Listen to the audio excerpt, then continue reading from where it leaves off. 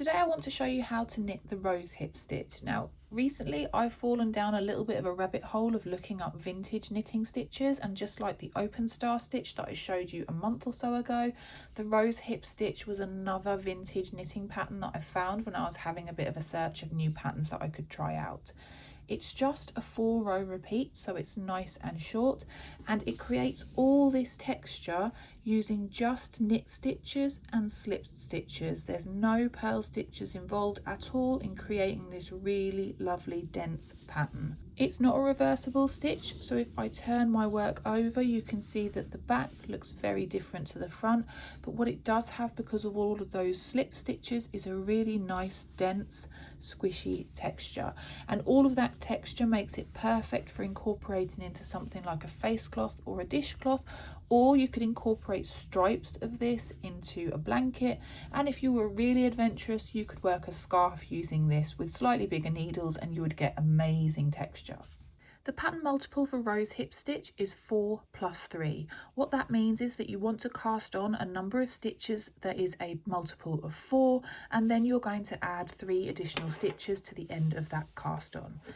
I like to use the long tail cast on for all my projects, but you can use any cast on you like, and today I'm just going to cast on a really small sample of 23 stitches. In this pattern, row 1 and row 3, so the odd numbered rows, are right side rows, and what that means is as you work your project and it grows, every time you knit one of those odd numbered rows you are going to have the right side of your work facing you. Row 1 starts by knitting the first 3 stitches.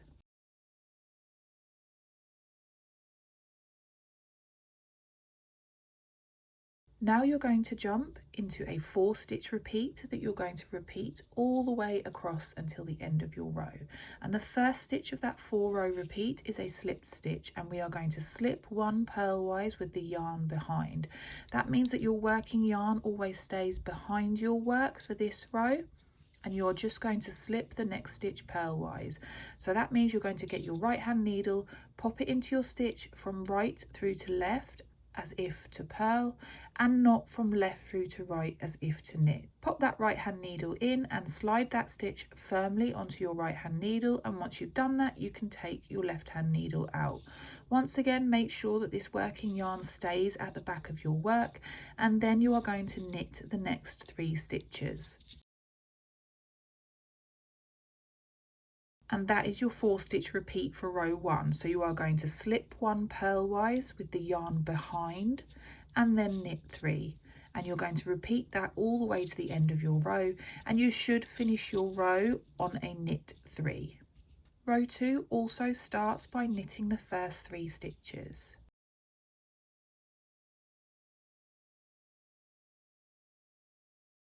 Next, we're going to jump into a 4-stitch repeat that we're going to repeat across to the end of the row. It's very similar to the repeat in row 1, but there's one crucial difference with how we slip the slipped stitch.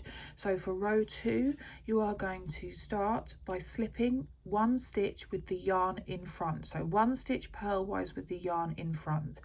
I will just lift my working yarn to the front of my work, but if you want to lift it all the way like this so that it's nice and out the way and then move it back once you're done, you can do that.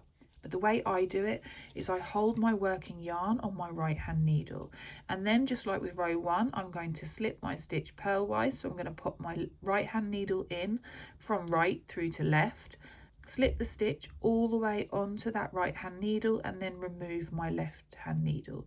Now the crucial thing now is that you want to now pop that stitch so that the working yarn is in front of the stitch you've just slipped. So I had my working yarn like this, and I just lift this stitch that I've just slipped so that the yarn is firmly in front of that stitch. Then I'm going to carry on and knit 3 stitches, and that forms the 4-stitch repeat. So we'll just go over it once more. You're going to slip 1 stitch purlwise with the yarn in front. So you're going to pop the working yarn to the front of your work, slip the stitch purlwise, and then make sure that you are popping that stitch that it is firmly behind your working yarn, and that your working yarn once again moves to the back of your work. And then you're going to carry on and knit 3 stitches. And you're going to repeat that process all the way to the end of your row, And if you've counted your stitches correctly, you should finish on a knit 3. Row 3 starts by knitting 1 stitch. Now you're going to jump into a 4-stitch repeat that you are going to work until 2 stitches before the end of your row. The first stitch of that 4-stitch repeat is you are going to slip a stitch purlwise with the yarn behind. So just pop your right hand needle into the next stitch from right through to left, slip it firmly over onto your right hand needle and then take out your left hand needle, and don't forget to leave your working yarn out the way at the back of your work. Then the rest of your repeat, the next 3 stitches, are knit stitches.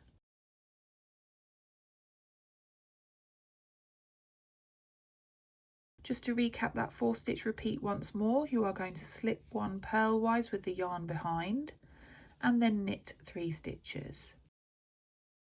And you're going to repeat that until you have 2 stitches left to work in your row. The final 2 stitches in the row are worked as follows. You are going to slip 1 stitch purlwise with the yarn behind and then knit your final stitch. Row 4 is the final row in our repeat, and you are going to start that row by knitting 1 stitch. Next, you are going to jump into a 4-stitch repeat that you're going to repeat across until 2 stitches before the end of the row. It's very similar to row 3, but the crucial difference is the way that we slip this stitch. So just like with row 2, you are going to want to slip your stitches purlwise with the yarn in front. So the first of your 4-stitch repeat, you are going to slip this stitch purlwise with the yarn in front. Then you are going to knit 3.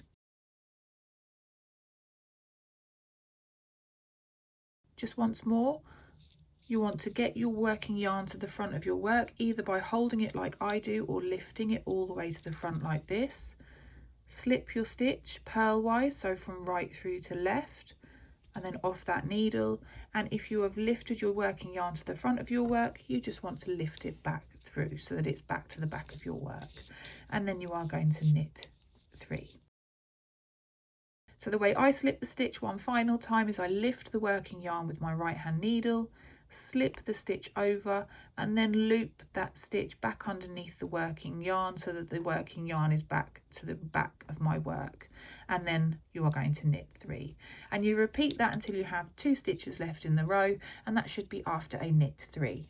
The final 2 stitches in the row, you are going to work as follows. First of those 2 stitches, you are going to slip purlwise with the yarn in front, and then the last stitch of the row you are going to knit. To grow your project, you would now work these 4 rows as many times as you need to until your project is about the size that you want it to be. So you would now go back to row 1 and start the process again. When you're ready to cast off, a top tip for making the top and bottom look even, if that's what you want to do, is to work one more row 1 after you've worked your final row 4, and then instead of working a row 2, you are going to cast off knitwise, and I just find that gives you a really nice neat top and bottom edge. Before I leave you to your knitting, just a quick reminder that as always there is a full written pattern for this stitch on my blog, and I have linked it down in the description below. And then as always, I'm just going to leave you with a little bit of knitting inspiration of something else that you might like to try.